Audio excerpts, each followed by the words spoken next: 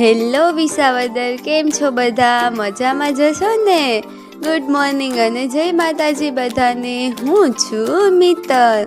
તો આજે હતો મારો વ્લોગ બનાવવાનો સેકન્ડ ડે. તો હું ફટાફટ પહેલાં તો રેડી થઈ ગઈ અને પછી ભૂખ લાગી હતી તો નાસ્તો કરી લીધો. ત્યાં તો મારી ક્યુટ ભત્રીજી પણ આવી ગઈ હતી, પછી એણે પણ નાસ્તો કરી લીધો. પછી અમને બેને બીજું કંઈ તો ભાવે નહીં, નાસ્તો તો આવો જ કરવાનો. તમે શું નાસ્તો કરો છો એ કમેન્ટ કરી દેજો, ભૂલતા નહીં. પછી તો મસ્ત મોર્નિંગનો નાસ્તો કરી લીધો, થોડુંક ભત્રીજી યારે રમી લીધું. એ કે રામ રામ ફઈ. પછી આપણે વહી ગયા મેળી ઉપર, કેમ કે મને સવારનો મસ્ત નજારો બહુ જ ગમે. મસ્ત નદી હોય, પક્ષીઓની ખિલખિલાટ હોય, લીલા ઝાડ હોય અને ગાંડીગીરનો માહોલ તો કંઈક અલગ જ છે. ગાંડીગીર વિસાવદર. તો કોણ કોણ વિસાવદરમાં રહી છે એ કમેન્ટ કરી દેજો. જો પછી આજનો આપણો લુક જોઈ લો, કેવીક લાગુ છું. આપણે તૈયાર થાય એમાં થોડું ને કાંઈ ઘટે જ નહીં. પછી તો એક રીલ્સ શૂટ કરી લીધી અને મસ્ત સ્ટાઇલ મારી લીધી. પછી તો જો હું કેવી લાગુ છું, મને તો ખબર જ છે હું બહુ સારી લાગુ છું. પછી તો ઘરની બહાર નીકળી ગયા. આજે હતી ધનતેરસ, તો મેં બનાવી હતી મસ્ત રંગોળી. પછી તો હું વહી ગઈ ઓફિસ જવા માટે અને ડાયરેક્ટ ફ્રેન્ડને બોલાવી અને આવી ગઈ. પછી તો શું હોય, નીકળી ગયા ઓફિસ જવા માટે ફટાફટ. અને વિસાવદરના રસ્તાની તો વાત જ ન પૂછો. કેવા રસ્તા છે તો તમને બધાને તો ખબર જ છે. તો વિસાવદરથી હોય કમેન્ટ કરી દેજો કેવા રસ્તા છે વિસાવદરના. પછી તો શું હોય, નીકળી ગયા આપણે અને કીધું કે ચાલો ને આજે વિસાવદરના રસ્તા પણ બતાવી દઈએ તમને. જોવો કેવી ધૂળ ઉડે છે, ફૂલ બાકાજીકી બોલે બાકી આપણા વિસાવદરમાં. પછી તો હું ને મારી ફ્રેન્ડ બે નીકળી ગયા. એને જવાનું હતું હોસ્પિટલ અને મારે જવાનું હતું ઓફિસે. પછી ઓફિસે જઈને કર્યું ડાયરેક્ટ કોમ્પ્યુટર શરૂ. પછી તો હું સિસ્ટમ અપડેટ મારી દીધી અને સ્ક્રીન કરી દીધી શરૂ. અને પછી કીધું ચાલો ને આજે તમને પણ બતાવી દઈએ મારી ઓફિસ અને મારું કોમ્પ્યુટર હું કેમ કામ કરું એ.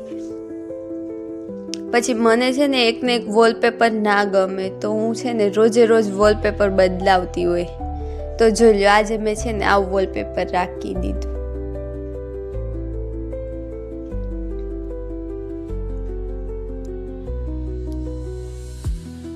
પછી તો શું હોય, વોલપેપર બદલાવી નાખ્યું અને આપણે કરી નાખ્યું કોમ્પ્યુટર શરૂ. તમે જોઈ લો જો કેવું લાગ્યું વોલપેપર મારું.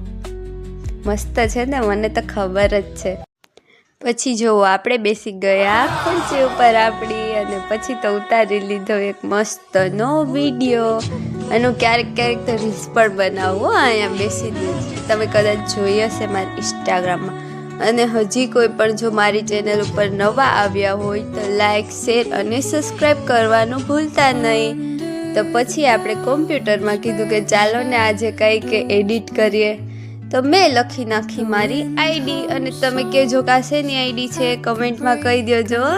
કેવું લાગે એડિટ જોઈ તો લેજો. આવડતું તો નથી પણ શીખી તો લઈએ થોડુંક.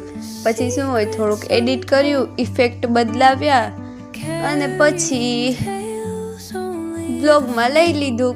ચાલો ને મેં કીધું તમને પણ બતાવી દે. હજુ પણ કોઈ ઇન્સ્ટાગ્રામમાં ફોલો ના કર્યું હોય તો કરી લે ને કદાચ મારી આઈડી જોઈને.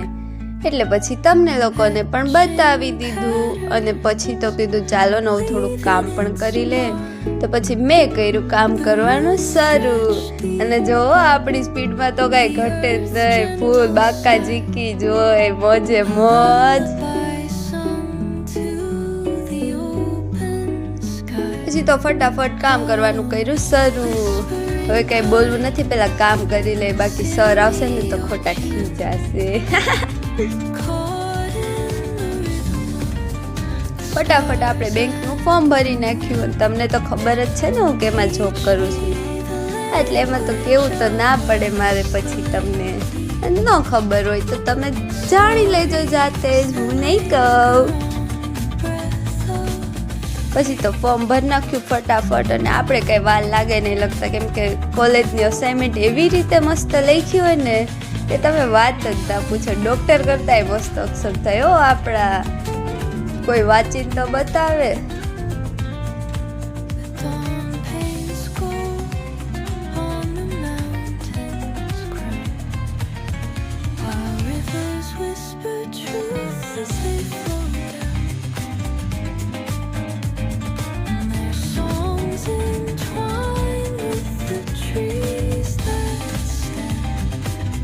ફોર્મ કમ્પ્લીટ કરીને પછી કીધું કે ચાલો કસ્ટમરને કીધું હવે તમે લોકો સહી કરી નાખો, એટલે ફટાફટ તમારું ફોર્મ બેંકમાં આપી અને KYC કમ્પ્લીટ થઈ જાય.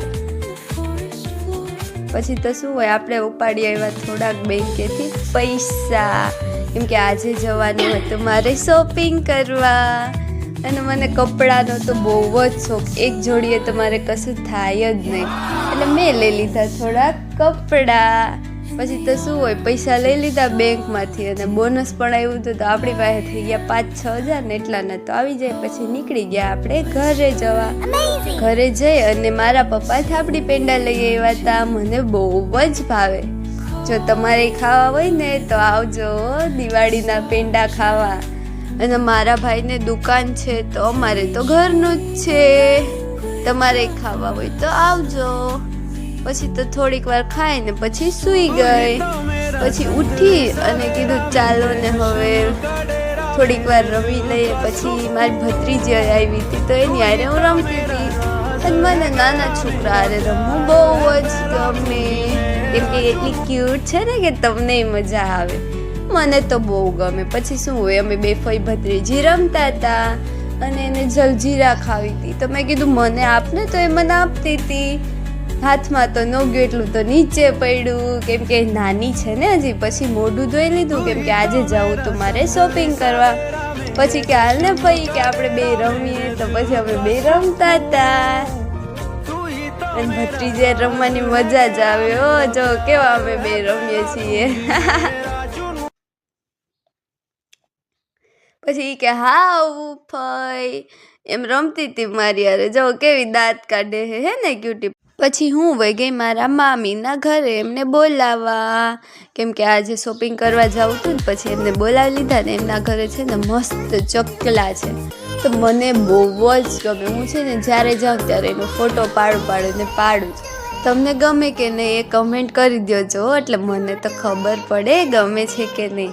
તમે જોઈ લો કેવા ચકલા છે, મસ્ત છે ને, મને તો બહુ જ ગમે.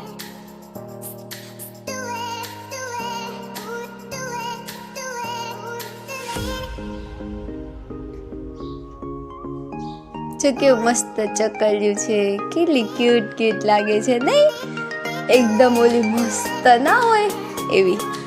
પછી તો શું હોય, હું ને મામી આવી ગયા હતા, તો અમે બે નીકળી ગયા વિસાવદરમાં. આપણી ગાંધીગીરની તો વાત જ અલગ છે હો. પછી તો શું હોય, શોપિંગ કરવા જવું તો ફટાફટ થયા ચાલતા.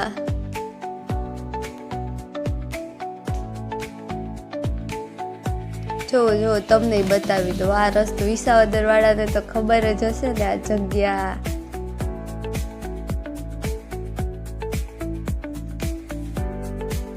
પછી તો શું હોય, વિસાવદરની બજારમાં નીકળી ગયા આપણે.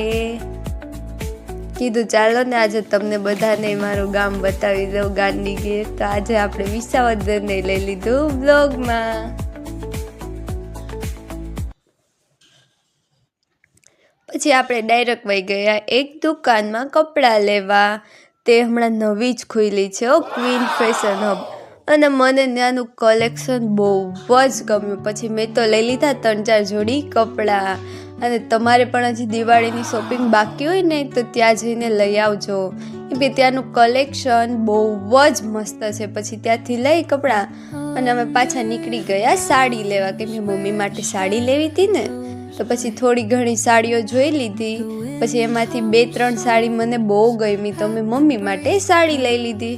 અને પછી મારા મામીને લેવાની હતી મસ્તની પેર, તો મેં એ લેવા પાછા ક્વીન ફેશન હબમાં જ ગયા, કેમ કે ત્યાંનું કલેક્શન બહુ જ મસ્ત છે. અને પછી કીધું ચાલો ને તમને દુકાન પણ બતાવી દઉં. જો કેટલું મસ્ત છે જો. અને દુકાનનું નામ છે ક્વીન ફેશન હબ. તમે પણ જાજો એકવાર અને ત્યાંનું કલેક્શન જોશો ને તો તમને એમ જ થશે કે મારે તો અહીંથી જ કપડાં લેવા છે. અને મેં તો દિવાળીની શોપિંગ ત્યાંથી જ કરી કેમ કે મને ત્યાંનું કલેક્શન બહુ જ ગમ્યું. પછી તો શું હોય, અરીસો હોય તો આપણે તો શૂટ કરવું જ પડે ને. પછી એ દીદી તો બહુ સ્વીટ હતા. એ કે ચાલો ને તમને ચા પીવડાવું. મેં કીધું વાંધો નહીં, મંગાવી લ્યો ને ચા પી લે, કેમ કે ચા વગર તો ચાલે જ ને. પછી શોપિંગ કરીને આપણે નીકળી ગયા ઘર તરફ જવા. અને રાજે થઈ ગયું હતું મોડું બહુ જ. બપોરના ગયા હતા તો થઈ ગઈ હતી રાત, કેમ કે શોપિંગ કરતા તો વાર જ લાગે. પછી જો તમને બતાવી દઉં કેટલી બધી શોપિંગ કરી લીધી, જુઓ.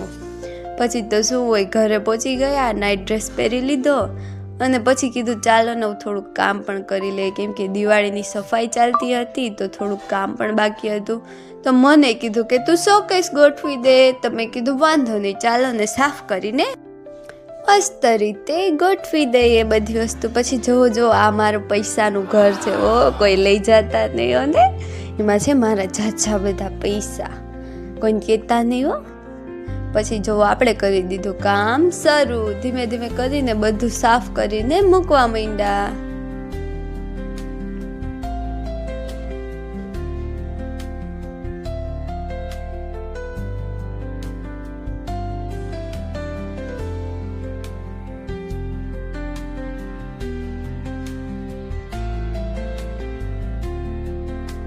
પછી જોવું પડે ને કેવું સારું લાગે છે. એટલે એ રીતે મેં મારી રીતે, પછી મને ગમ્યું એવી રીતે મેં ગોઠવી દીધું.